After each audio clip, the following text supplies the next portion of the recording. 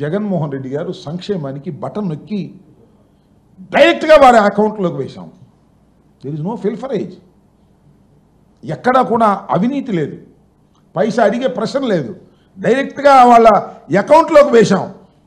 అయ్యా మీరు వచ్చారు కదా, చిత్రం ఏంటంటే జగన్మోహన్ రెడ్డి గారు దిగిపోయిన తర్వాత చంద్రబాబు నాయుడు గారు వచ్చిన తర్వాత 1.45 లక్షలు కోట్లు అప్పు చేశారు. ఎవరు? మన చంద్రబాబు నాయుడు గారు. చేసి ఏం చేసామా? బటన్ నొక్కామా? బటన్ నొక్కి ఇచ్చేటటువంటి ప్రయత్నం చేశామా? ఎన్నికలకు ముందు ఏం చెప్పాడు చూసారా? సంపద సృష్టిస్తా. బటన్ నొక్కడం ఏంటి? ముసలమ్మ నొక్కింది బటన్కి ముందు పెడితే అన్నాడు. నొక్కు, ముసలోడివే కదా నువ్వు కూడా నొక్కు. బటన్ నొక్కలేవు. పోనీ నువ్వు ముసలోడు అయిపోయావు అనుకో, మీ కుమార్ చేత నొక్కిచ్చు, అది నొక్కలేవు. అప్పుడు జగన్మోహన్ రెడ్డి గారు 2,75,00,000 రూపాయలు పేద ప్రజలకు బటన్ నొక్కి ఇస్తే దాన్ని అవహేళన చేశావు.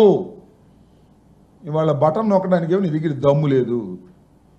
ఆర్థికంగా రాష్ట్రం దెబ్బతినిపోయి ఇది ఈ నొక్కలేపడానికి కారణం ఎందుకో తెలుసా? అంటే జగన్మోహన్ రెడ్డి సర్వనాశనం చేశాడు, వ్యవస్థలు నాశనం చేశాడు.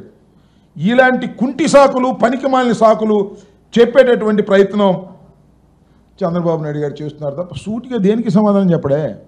ఇదిగో జగన్మోహన్ రెడ్డి గారు ఇలా ప్రశ్నించాడు, దీనికి ఇది సమాధానం, ఇదిగో లెక్కలు ఇవి.